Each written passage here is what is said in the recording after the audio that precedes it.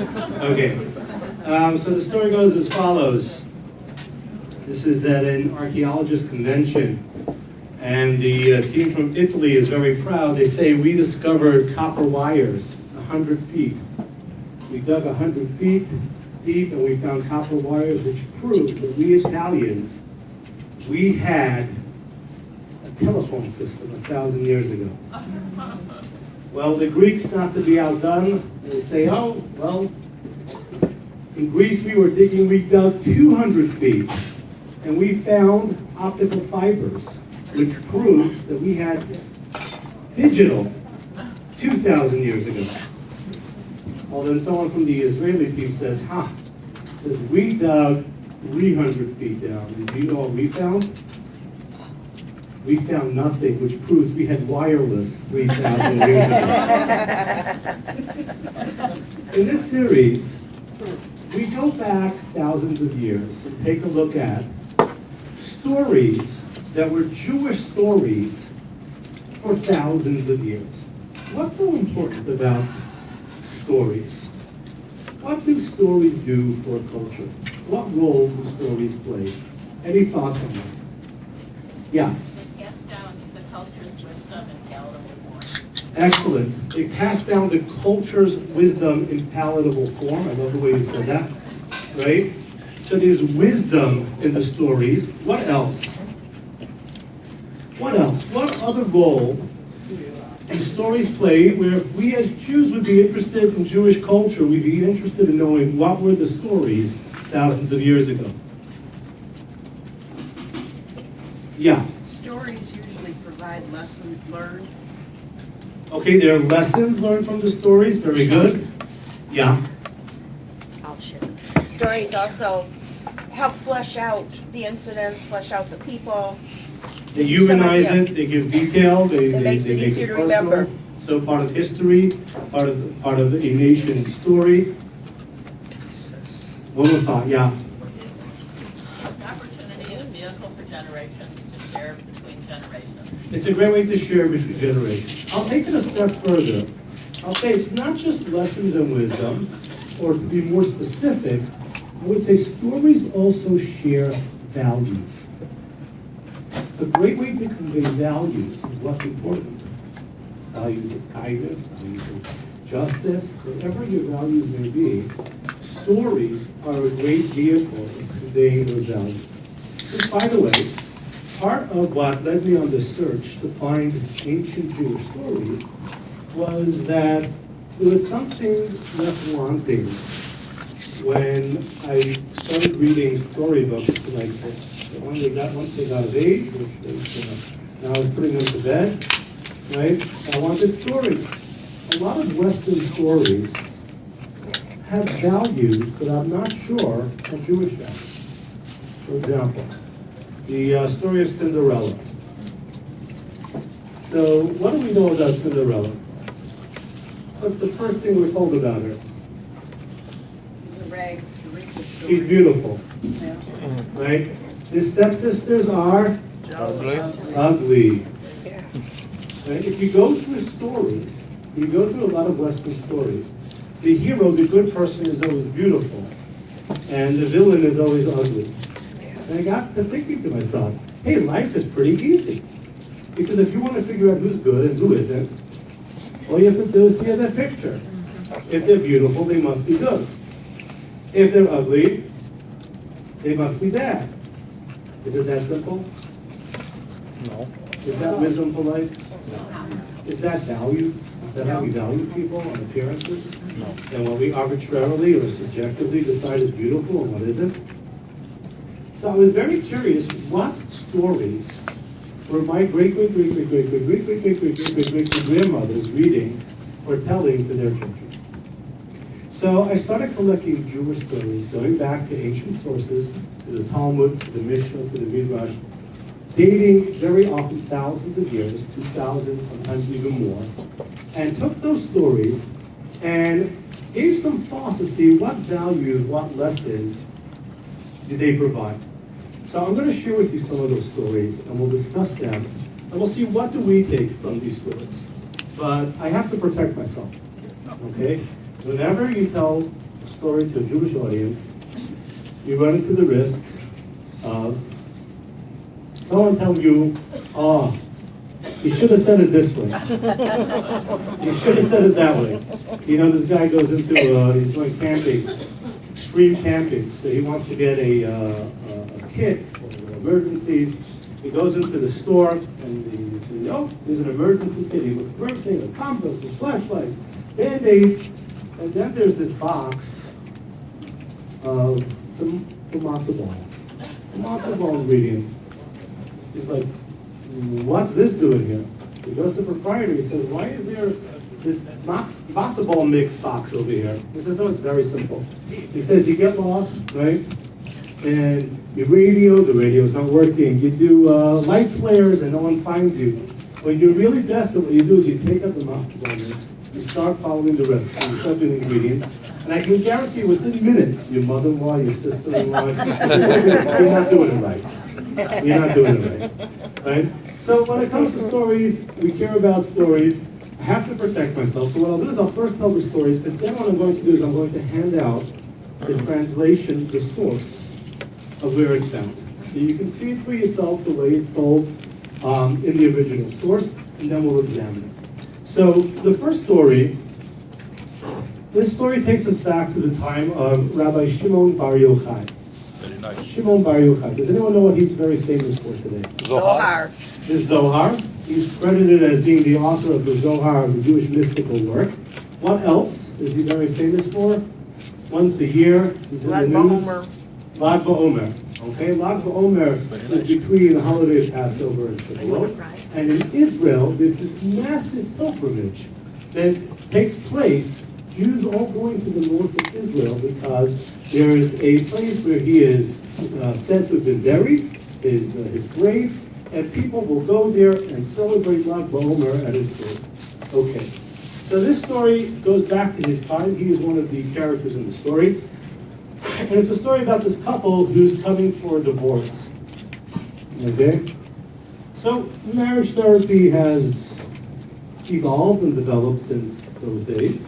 You know, this woman comes to the therapist and says, that's it, I can't stand my husband anymore, we're gonna have to separate, divorce, it's over.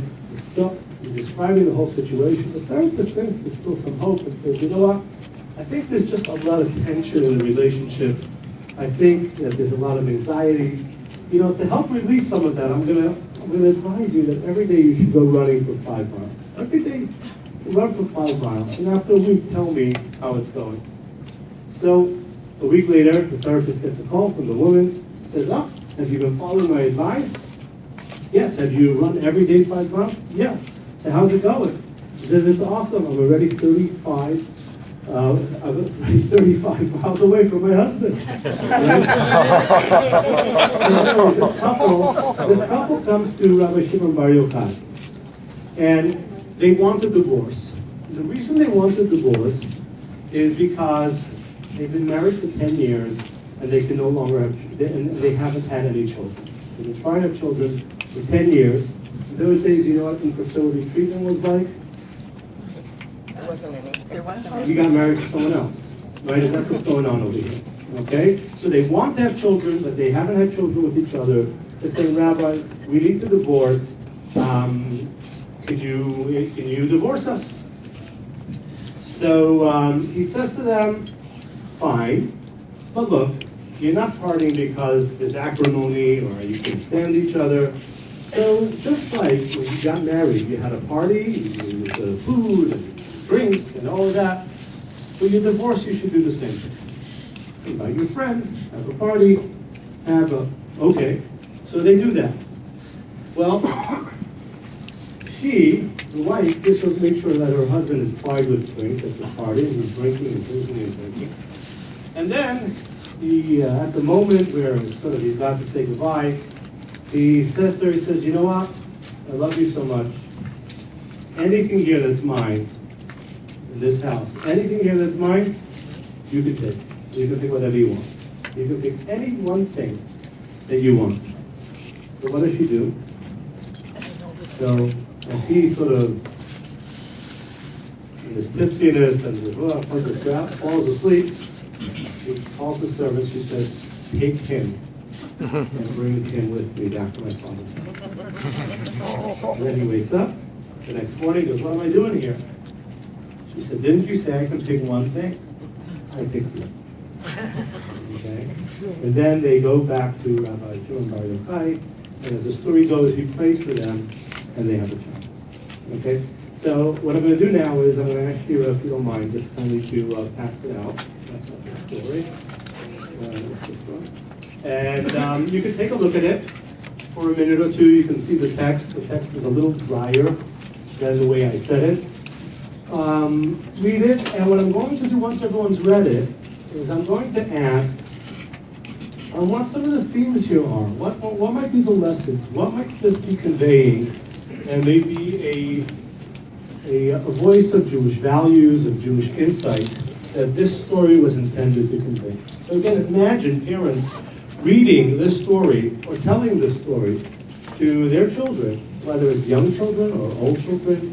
But this is a national story. This is a story that was recorded. Take a look at it, and then I'm going to ask for your thoughts on what lessons does this convey, and even more specifically, what questions might you have on a story like this?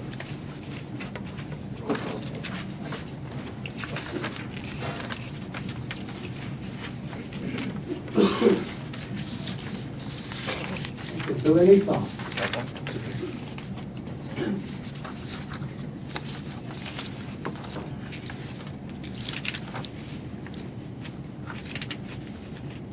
Now I'm going to ask you to imagine yourself being a child who's heard this story 10 times already. And when your mother says, so what do you want for your bedtime story tonight? You say, oh, I want that story about that couple. What questions might you have on this story? You're very, very familiar with it. What questions might you have about this story?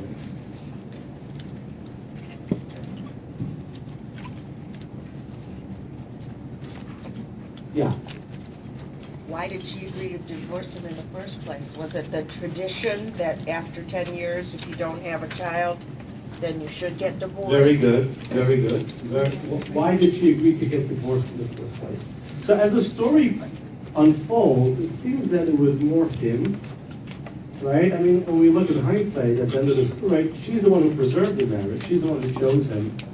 So it seems like it may have been more him who wanted the divorce, but she respected that. I mean, she didn't want to keep him in a marriage.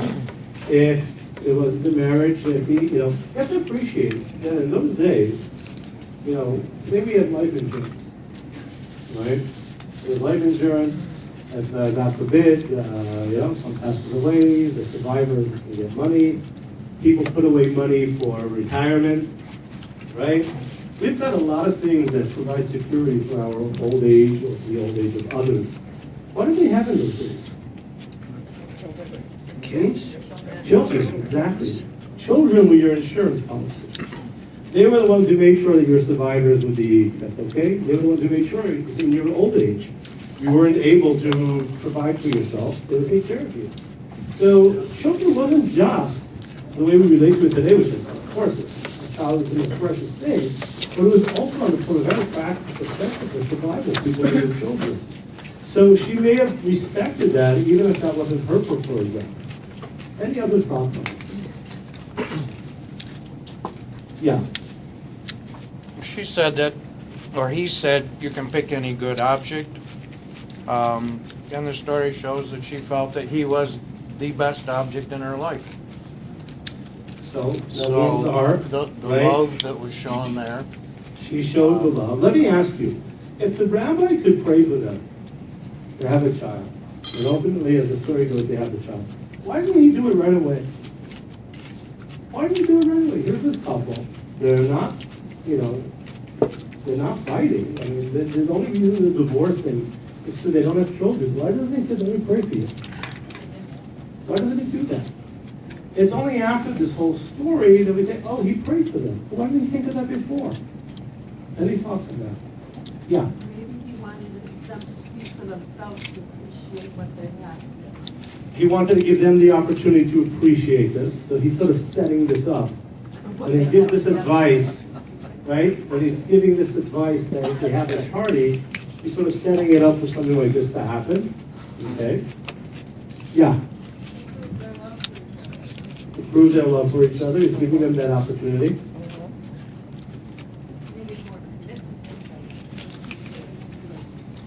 Giving them an opportunity to recommit, right? They're having a challenge.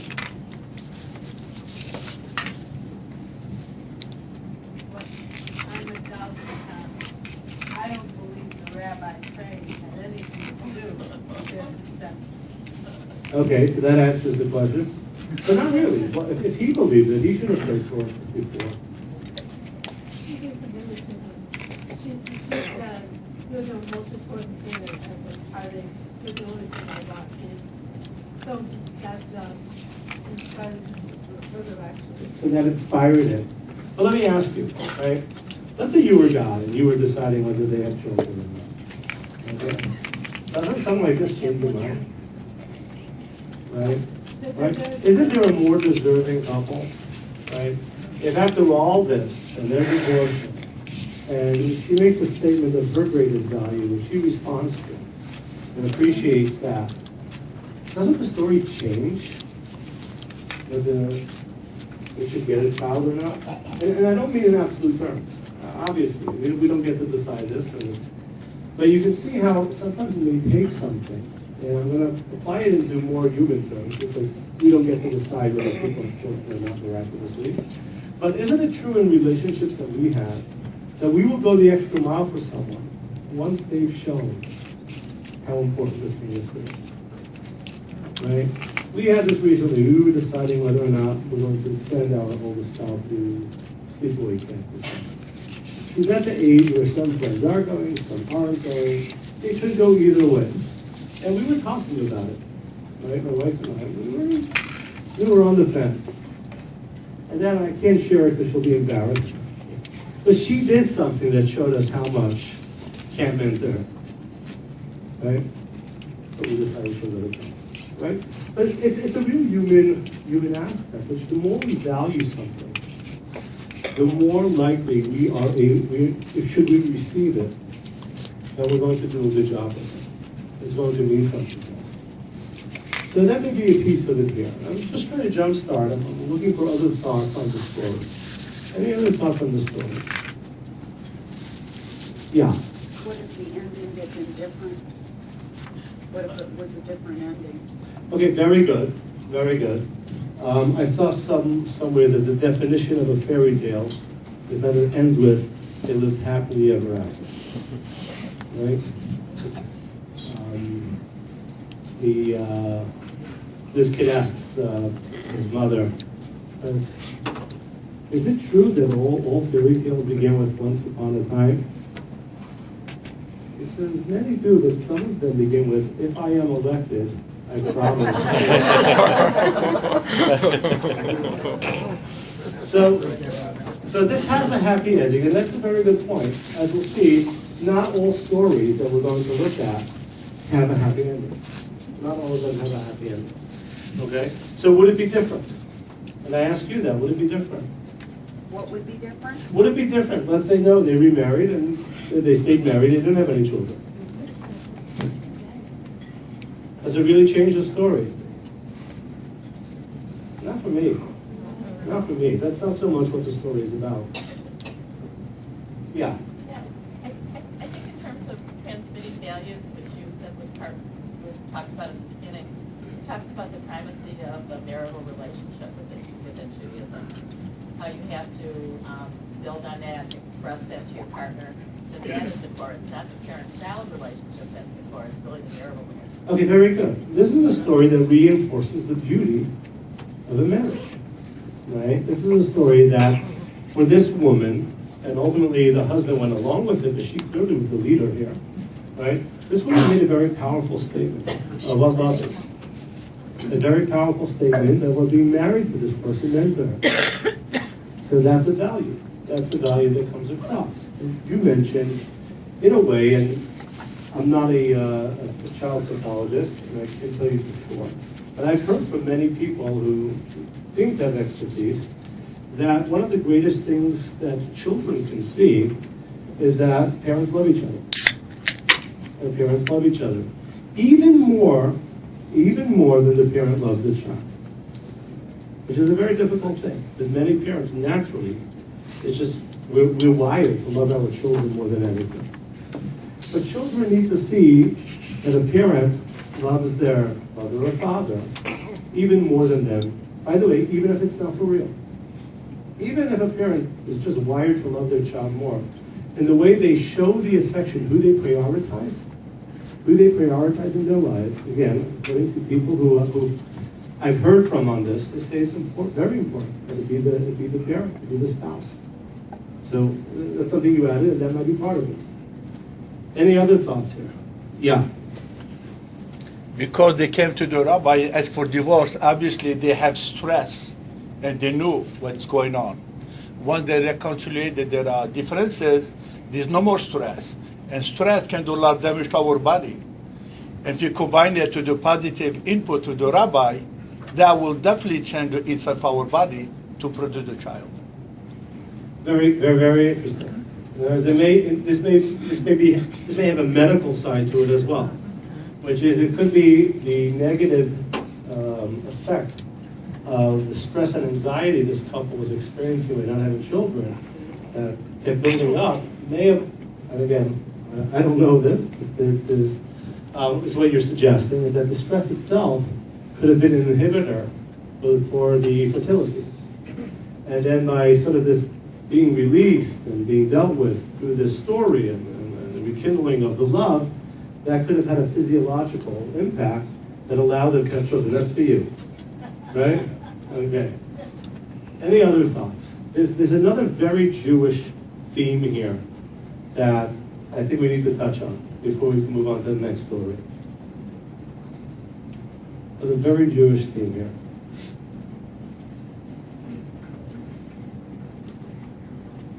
It's what my grandfather would call a Yiddish cup.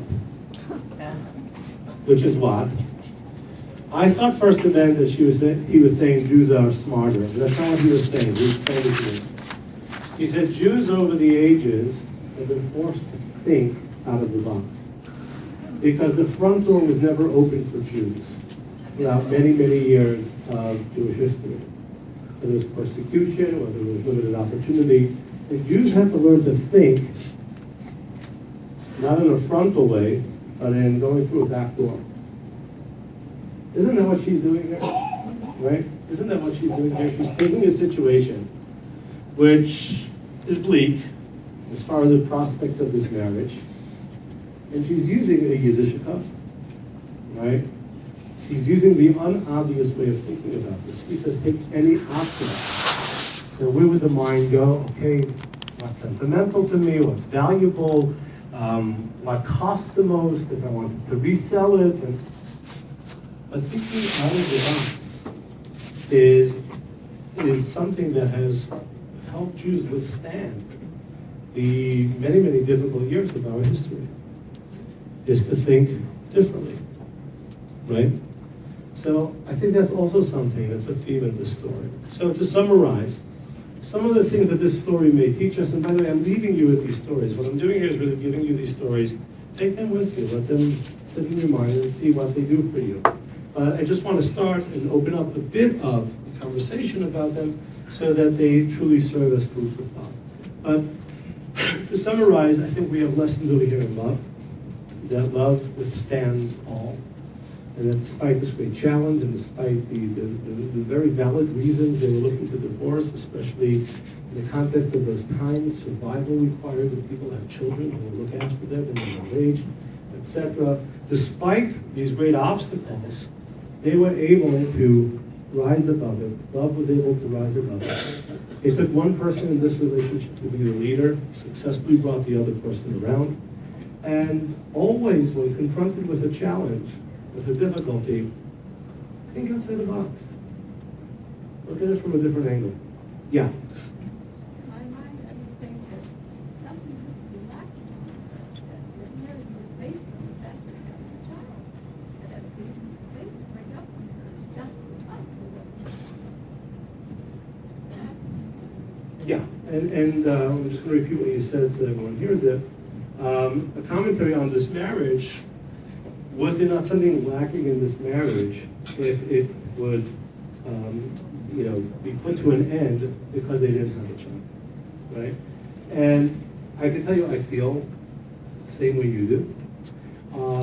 And that's why I made it a point to mention that in those days, children played another role, which was literally survival. And because of that, it may be hard for us to relate to it, but we may be able to say, look, we may not be able to relate to it. Okay? So I don't know Those dates, where sorry? are you talking about? How far back? So, I'm not Jewish. right, Rabbi Shimon Bar Yochai lived about 1,800 years ago. Actually, more, about the almost 2,000 years ago. Yeah. Almost Bar 2,000 Yochai. years ago. Right, so that's where we would date the story as it's presented. And it's just, I was saying that because I felt the same way you did. And sometimes you just can't relate to how people viewed things when life was so different. And this may have been an impact. But as a commentary on marriage, I agree with you. I agree with you. That not having a children means that they're about to break up. It means that there was something missing in the first place. Yeah. Okay. Yeah. One more thought. Just one other thing, you kept saying she. Well, he was a willing participant to stay with her also, because it seems like when he said you can take whatever you want, he was kind of willing to give up and this is the end. So he was, it works both ways. Yeah, but I was giving her credit. You're right. Ultimately, he agreed, but I was giving her credit first for the leadership, right? The way I see this, it was her appreciating what they had together that ultimately helped him see that, as opposed to the other way around. But he was being generous. I mean, the fact that he said take whatever you want, like, even if it was his most prized possession, he was willing to give it up. Right, he cared about her. He cared about her. He was willing to give her the best thing he had. Yeah, but still, she's the one who I give credit in this story for preserving the marriage. Okay. Yeah. Okay, let's move on to another story. Anyone here of Rip Van Winkle? Yes. Very nice. Sleeping a long time. Who was the original Rip Van Winkle?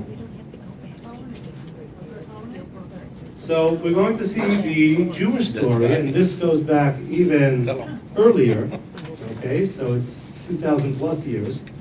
A man named Choni. Choni actually had a last name, which was uncommon in those days. Honey? Last names are just a few hundred years old. He was known as Choni the Circle Maker.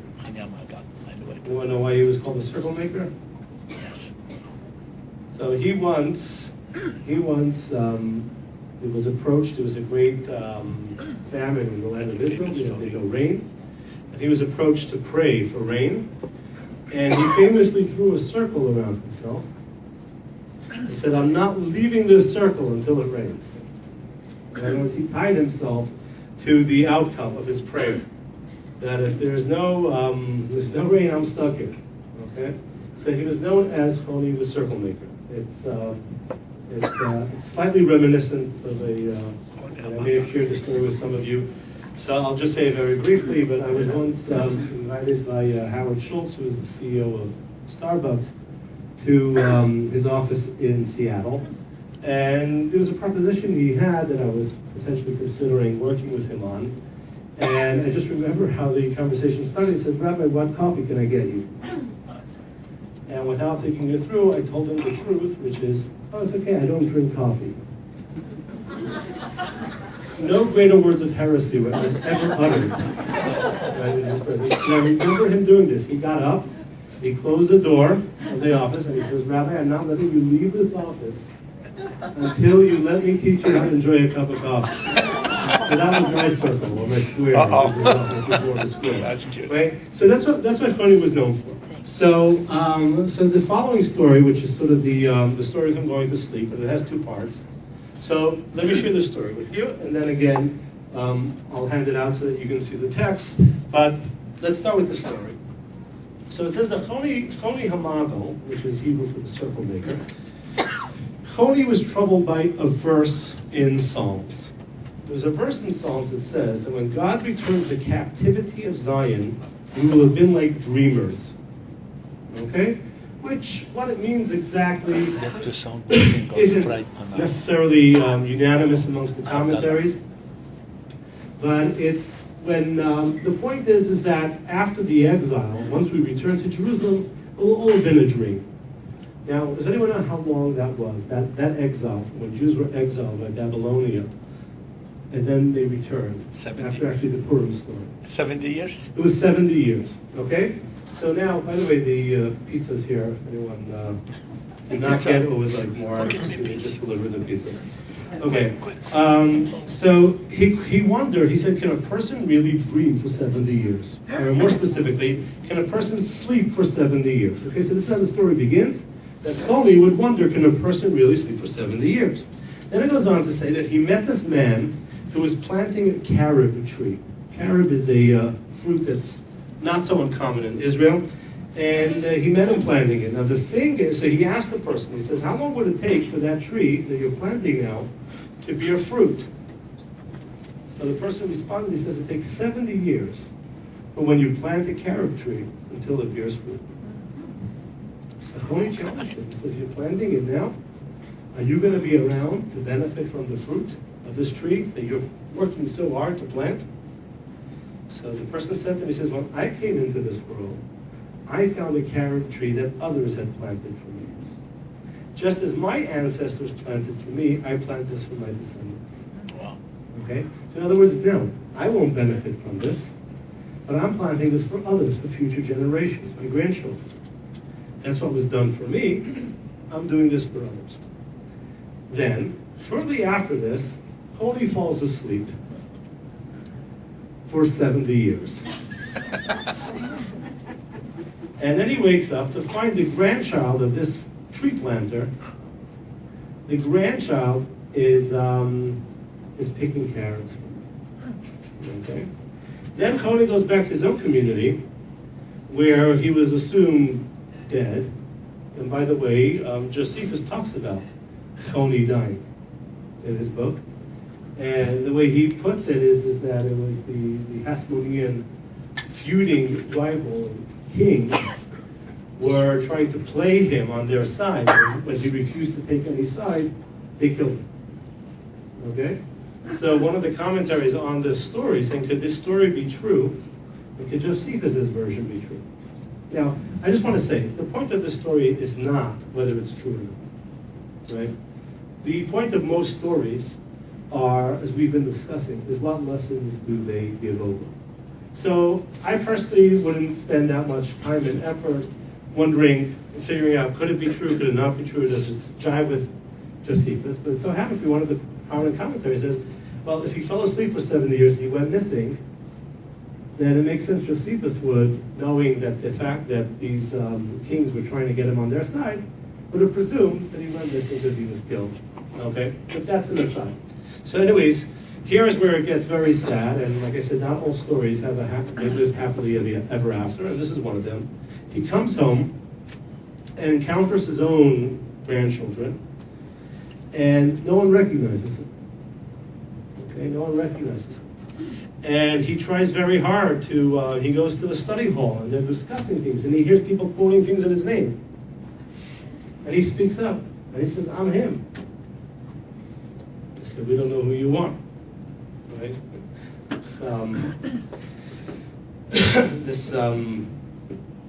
This woman's in a hospital, and she has a near-death experience. And she has this vision that she's dying, and that she goes to the heavenly throne, and she says, please, please let me live. And God says, you can live for another 30 years. Let you live for another 30 years. So she wakes up, she's alive, and she's so happy, and she has she says, before I leave the hospital, I know I'm going to be living for another 30 years. I want to have some cosmetic surgery done, and she gets it done, and she walks into the hospital, and she gets hit by a car, and she's killed. And she gets up, and she says, you set out another 30 years. And God says, oh, honey, I didn't recognize you. So no one's recognizing this guy. And it's so bad that the way the story ends is that he prays to die. And he ends up dying. And that's how the story goes, okay? So again, if I could kindly ask you to hand out the story. Again, you have a chance to look at the text. I want you to give it some thought and see what themes may be in the story, what cultural lessons, what insights about life may this story be intended to convey.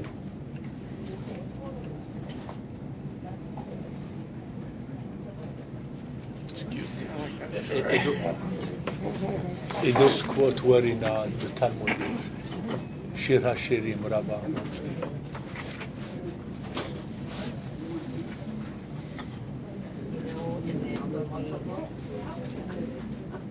Ever after the 13-bearing war, he says, "You can take whatever you want." She did anything. So this is a slightly more layered story than the first story we saw. What lessons? What does this say about Jewish culture? What does this contribute to Jewish culture? What insight can we derive of these stories being told so long ago? And again, in each story you would see the source at the end. I quote the source. All these sources are from ancient Talmudic Rashi. Have you noticed we're learning Talmud today? Just 1 second, I just want to give a chance to read it. Just another 20 seconds, and then I'll be looking for your thoughts and comments.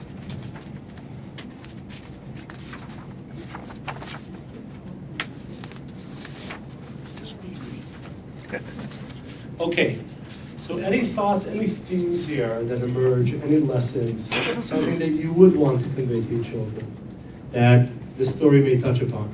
Yeah. His generation behind him left things for him. Now he's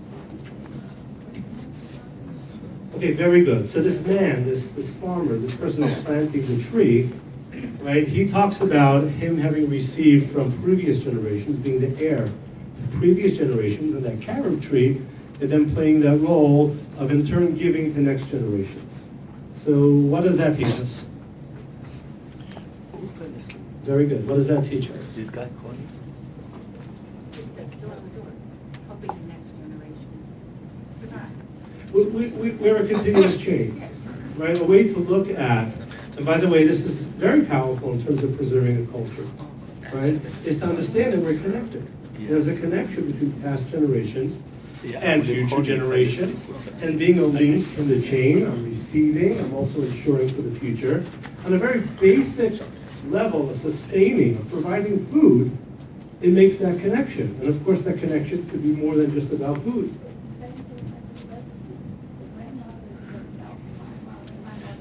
We did not have synagogue, we used to have that midrash. Right? Recipes also get passed on, right? But then you have to substitute, you know, We did not have synagogue. my grandmother, whenever she would ask for a recipe, so, well, what's a Jewish recipe? The Jewish grandmother's recipe? Okay, hold on, something else. Every ingredient besides one. Right? You leave one thing out. No one can make it exactly the way you made it. Right? So yes, but hopefully, right, from parent to child, they're a little more honest, right? They leave it on. So we pass things on from generations, from food to the carob tree, recipes. What else do we pass from generation to generation? Jewelry sometimes. Sometimes. Pictures. That's more recent. But yeah. I would say Torah. Knowledge. Judaism. Values. Values. Very good. Very good. And what it's really a call to is investing in the future, right? And it's sort of saying it through the lenses, you were the beneficiary of people who invested in you, so pay it forward. Pay it forward to those in the future, right? I want to add a little bit more to that. I think there's a little bit more to that. I don't think it's just so much pay it forward. I think it's when you're the beneficiary of someone doing something that's in a sense selfless, because they're not going to benefit from it, and they do it for you, you also get to appreciate the beauty of kindness. When you're the recipient, you're the one who benefits from someone else doing something that's kind. So besides that you benefit, you have this front row seat. Oh, wow, isn't kindness beautiful? What a difference it can make. And that could be inspiring.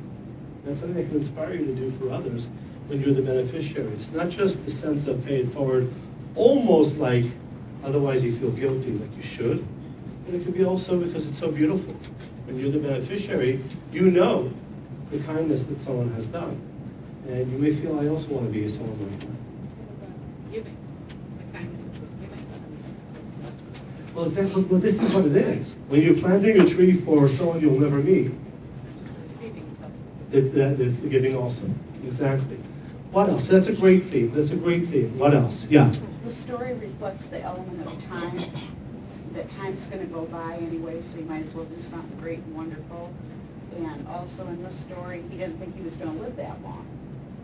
So, he did something a long time ago that did benefit. Very good. Very good. Any other thoughts? Just picking up what you said on time, I think there's a real undercurrent of what's natural and what's not natural. That we're here for so many years, and then we're supposed to die. You know, if you go against the natural current, then there's problems. Very good. Right. But this story sort of magically takes someone from a previous generation and puts them down in a future generation. And that's what happens with Tony in this story.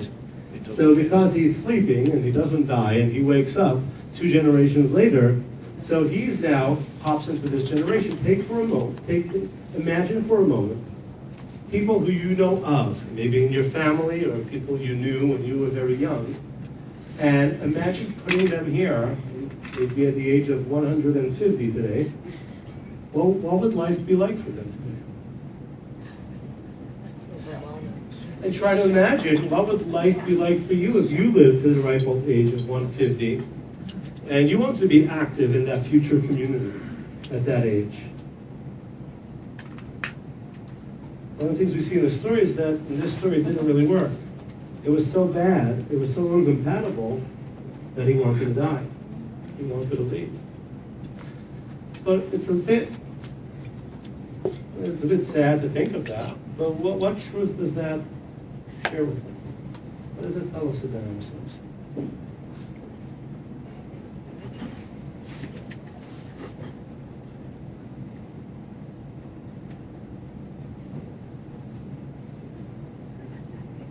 What does that tell us about the human condition? Yeah.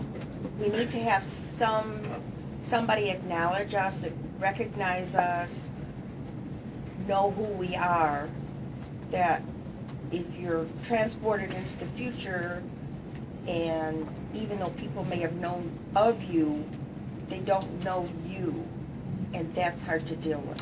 Very good, very good. And I would elaborate on that on a number of levels, if I may. One is, there are things about our life that we don't appreciate how important they are to us. And it's only if we imagine this transplantation in time that all of a sudden we realize just people knowing us, even if, even if they're not our friends necessarily, but they're our neighbor, they know us, that means a lot to us. It helps us feel good about who we are when we're known to people in a certain way. If you lose all that, then you have to be totally on your own, so to speak, developing your own sense of self. That can be very difficult. But I think also it's a, if we're going to be thoughtful about this, this is not always true from generation to generation. It can also be from region to region. Right? Very few people alive today here in America aren't children of immigrants. Right? I don't mean children of descendants of immigrants. I grew up my parents weren't immigrants themselves, but their parents were. And the difficulty involved in going from a place that knows you and you know it, to go to a place that you don't know. A generation can be a whole, it's almost like an immigrating. It's also a call to realize the changes that take place from generation to generation. We need to be aware of it, we need to be understanding of it if we're going to contribute something meaningful to a future generation. We need to understand those things. That's very important, especially when you talk about a culture that has survived for thousands of years. Understanding that not just be door to door from generation to generation, but as the rabbis say, kol dor b'dor b'dorsha. Every single generation has its own message, has its own teachers, because it's unique. It's unique. And what it means is, if you're trying to make a contribution that has some permanence, You need to figure out a way to transcend the generational divides, the generational changes that could be tremendous in ways we don't imagine. And what I think that means is it means going to the core values of a human being. Those are the things that can transcend generations. Kindness has always been in fashion. I don't mean that it's popular, but it's never gone, like they say, what's fashion? It goes in one year and out the other year, right? It's a plane going in one ear and out the other, right? It goes in one ear and out the other. Well, there's certain things that are universal and have permanent value.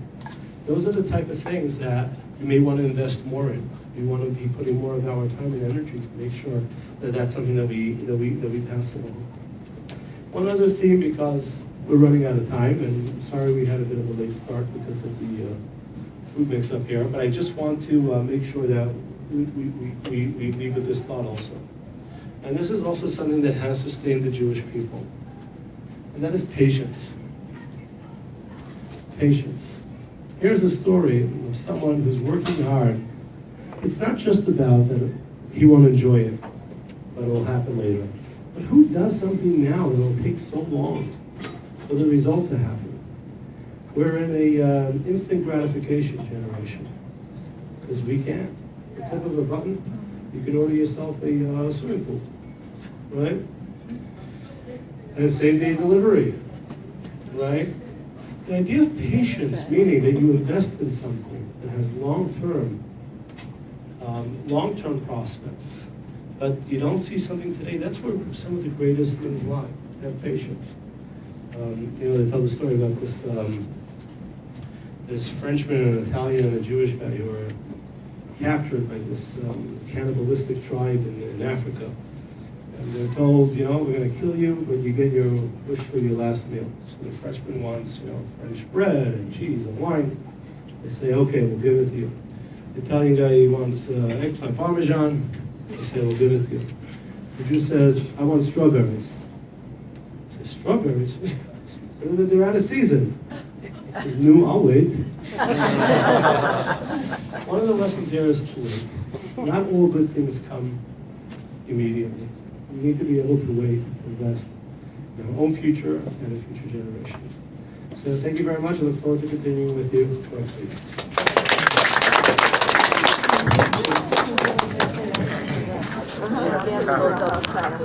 Very nice.